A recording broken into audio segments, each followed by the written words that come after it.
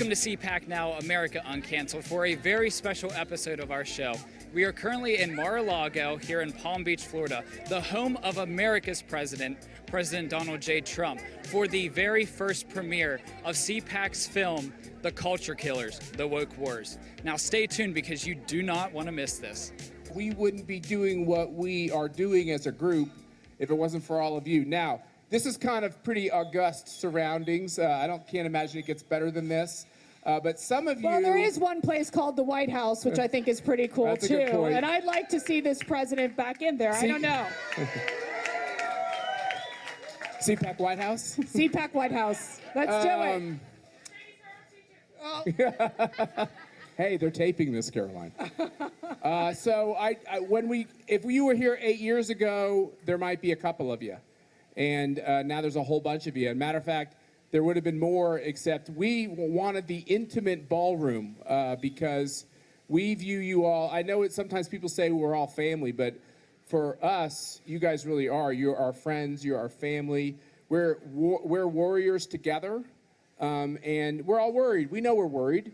And when you wake up and you look around and you realize how many wonderful patriotic people are around the country, and we've experienced around the world, it gives you a lot of hope. That's right. And I want to recognize Jason Meath, his beautiful wife, Renee, and Where's Richard, Jason? the editor. Come here. And want to just bring him up to talk about this documentary. It was really his vision of highlighting what we're seeing in our culture. By the way, doesn't Jason look cool? Come here. He looks so Look at Palm this. Beach. He's Sharp, like, I feel like he's going to ship me in the back or something. What's going on here? So I wanted to have Jason just say a little bit about the film. We did do one documentary over a year ago called The World is Watching, which is on Prime Video. This one is the second one. This is literally an exclusive premiere. So you all are really going to be the first to watch it. So we're really honored that you're joining us. Although this is a very celebratory night because we're all together. Obviously, the topic is very serious, but I think that Jason did a beautiful job of capturing what we're seeing in our culture and how we're ready to fight back. Thank you so much, and thank you to Matt and Mercy for this entire evening.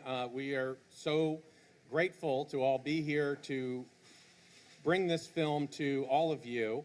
This has been about a year and a half in the making. There are over 40 different very powerful voices in this movie, and it has been a little bit of time to get them to actually be able to speak out.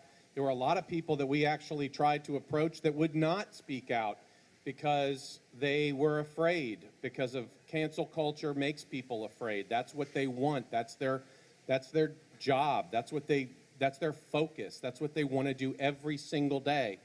And unless you fight back and unless you really push back and identify it. Identifying cancel culture is the first step to stopping it. And that's what we're going to do tonight. We're going to identify cancel culture. We're going to identify the people that are running these school boards that are poisoning our children's minds. We're going to identify people on the corporate wokeness that we know Disney is now feeling the hurt. Hopefully, they're feeling the hurt.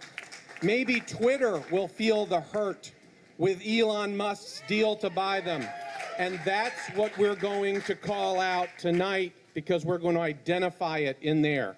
And you'll see it firsthand. We can't wait to show it to you. And actually, the funny thing is that we were actually putting little teeny finishing touches on it tonight because Richard there is a meticulous perfection artist. Great job, Richard. And he was catching little things. And so at 12:45 in the morning, I was like, okay, emergency. So now we've got the final film, and I think everybody will see the final piece tonight, and I certainly hope you enjoy it. Well, Jason, I thought the glasses were because it was a cool thing, not because you were so tired. It's a little bit of both. Well, the Ballabons kept me up late last night, so it's your fault if I fall asleep at dessert. But what you all didn't know is at CPAC, what we try to do is not just talk, and because we conference, that's hard because there's a lot of talking. 4 days of talking. I'm not so good at listening to 4 days. We get through it. So our test is, are we actually doing stuff, or are we talking about doing stuff? So it's a documentary. It's important to name the names shame the people who are destroying this country and destroying freedom. But the other thing we're doing is we are raising money through this First Amendment Fund, which is a part of our C3, so that we can help the victims of cancel culture.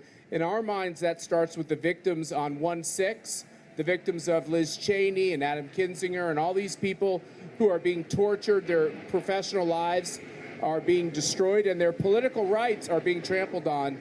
We got to make sure we help as many of these people as possible. The fund intends to help people who are without a lot of wealth and without a lot of power and status in society, teachers, coaches, cops, young people who work for politicians who have our views or similar views. So know that when we show this documentary around the country and around the world, we know that we'll also be helping these victims. Can you tell me a little bit about the film itself? Well, Colton, first of all, it's a great honor to be here at Mar-a-Lago. It's your first time? It's my very first time here, and I'm loving every second of it. Okay, so tell me, what's your impression? This place is absolutely beautiful. The people here are just ready to take back this country, and I couldn't be more proud to be standing next to you here in Mar-a-Lago. Well, let me tell you something. What this movie is about is for literally your generation. It is about the experiences that we've seen across the country of these victims of the cancel culture. And so we've made this decision that it's important to put it out in the open, to make sure people are aware of the dangers of when you have government, when you have leftist organizations trying to silence you, trying to shut you down. And it's why we felt so strongly that this movie needed to be put together with such incredible, talented individuals and a lot of these political leaders who they themselves have suffered from being canceled. I got to tell you, Matt, my husband, he has gone through a lot of hardship in terms of being canceled, whether it be through big tech, whether it be through corporations. And one thing I've learned from him, one thing I've learned from Donald Trump, is you keep fighting. You don't back down, and you keep speaking, and you speak up loud and boldly, because it's the only way we can make sure that we keep this country safe and that we keep ensuring that we protect our freedoms in America. Mercy, I couldn't have said it any better myself. I don't know, you're pretty good, Colton. I think you could do it. No, you guys have done an amazing job with this event, with the film itself, and I just can't wait to see what people think about it. It's going to be great, and we can't wait for you all to watch the film as well. We're going to be having premieres across the country. And California next. California next. So we're very thrilled that we'll be able to share this film with you come in the next few weeks, and obviously at CPAC Dallas, don't forget, in early August. Get your tickets now, conservative.org. All right, so we are here with Jason Meath, director and producer of the film The Culture Killers, The Woke Wars. Jason, what was the purpose and why was it so necessary that this film was created? You know, over 3/4 of American people actually believe that their culture is under assault and that they're very worried about cancel culture. This film exposes the perpetrators of what's going on in our society, where people are being fired from their jobs, people are being expelled from school, parents are being expelled from their from open forum discussions with school boards, saying that they're going to being labeled as domestic terrorists by the Biden administration. We have a culture now that is intolerant of anybody or anything that they don't like. The woke have taken over, and we need to push back. There is a desperate need for people to push back against this, or we're going to lose our American culture. Right, and you say push back. How can we do that? Can you give a little, just one-line advice of how we can push back against this cancel culture? The first step is to call it out. A lot of people are afraid to call it out because it's safer just to sort of be silent, don't say anything, move along. We see tidbits of this almost every day in our society, and people don't like it. They look at it in the paper, they hear it on the local news, something that's happened that bothers them. Speak out against it. During COVID, I met so many different families, and especially mothers, who were upset about how their children were being treated in schools. And my advice to them was, call the principal, call other parents, send letters, call and email people, get it in writing, call the press, do everything you can to sound alarm bells. If you don't do that, these people will they won't take an inch, they'll take miles and miles and miles, and they'll never stop. But when they did, in the certain instances that I heard back from them, all of them made progress against it. You just have to speak up. Here with Larry, who is the co-founder of Club 45. Larry, I have one question for you. What can Americans do to get motivated to take back the House and Senate this coming November in the midterm elections? Well, there are plenty of things that people can do, plenty of opportunities to work and make an effort, but the most important thing is that they get themselves out on election day and vote, and get all of their friends and neighbors out and vote. We have plenty of opportunity to win this election in 2022 as well as 2024, but it's all about getting out the vote.